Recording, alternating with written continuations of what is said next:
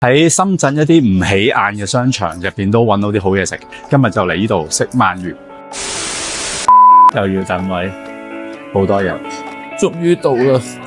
先嚟簡單嘅前菜，仲有呢個土豆絲煎餅，準備炭火，睇到有熟成牛啦，仲有一個頭仲喐下嘅鰻魚。先嚟就燒呢個厚切牛舌，炭火熱力逼晒啲油份出嚟，所以非常香口。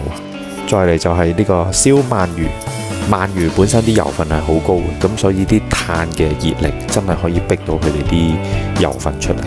再加少少鰻魚汁，再燒多一陣，非常脆口，而且入邊好 juicy。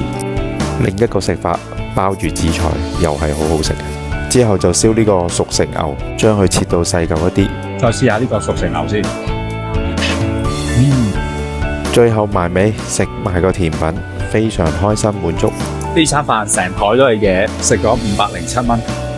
OK 啊，成條炭燒鰻魚、熟成牛肉，最後甜品都好好食，沙冰，有一個好厚實嘅牛舌。